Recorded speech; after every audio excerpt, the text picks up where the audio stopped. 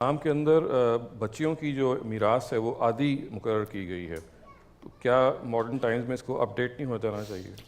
میراث کا جو قانون قرآن میں بیان ہوا ہے، یعنی آپ جائیداد جو انسان چھوڑ کے جاتا ہے، میرا خیال ہے کہ وہ، کیونکہ یہ بہت لوگ سوال کرتے ہیں، ویسے میں نے اس کا کئی بار جواب دیا، اس کی تھوڑی سی میں وضاحت کر دیتا ہوں۔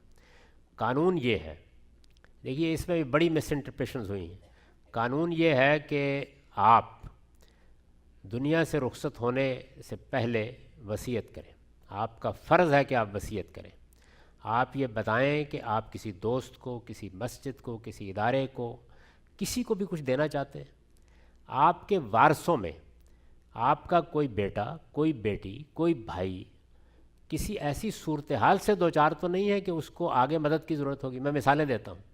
سارے بچے اپنے گھروں میں آباد ہیں، ایک بیٹی کو طلاق ہو گئی۔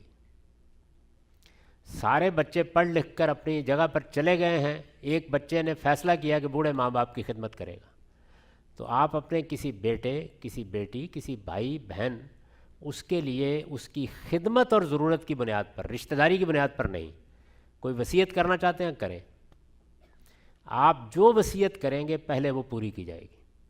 اس کے بعد اگر کچھ بچا، ہو سکتا ہے آپ ساری کر دیں، اگر کچھ بچا تو رشتہ داری کی بنیاد پر اللہ کا فیصلہ نافذ ہو جائے گا۔ وہ اب رشتہ داری کی بنیاد پر نافذ ہوگا۔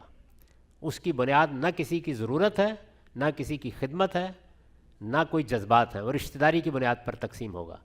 کیوں اللہ نے یہ معاملہ اپنے ہاتھ میں لیا ہے؟ اس لیے کہ ذرا سوچئے کہ اگر رشتہ داری کی بنیاد پر آپ کرتے تو کیا کرتے؟ اگر سب کو برابر دے دیتے تو بے انصافی ہوتی۔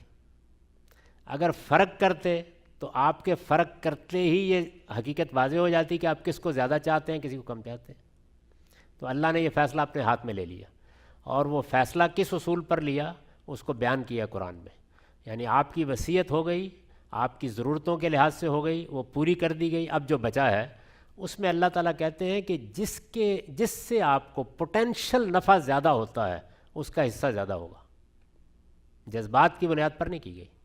چنانچہ دیکھیے، ماں اور باپ میں سے ایک عورت ہے اور ایک مرد ہے، دونوں کا پوٹینشل نفع اللہ کے نزدیک برابر ہے، دونوں کا حصہ بھی برابر ہے، بالکل برابر ہے، 1/6 1/6۔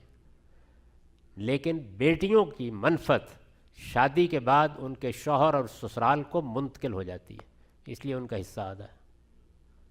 یہ اصول ہے۔ تو اس کو جذبات کی نگاہ سے دیکھنے کی بجائے انصاف کی نگاہ سے دیکھیے۔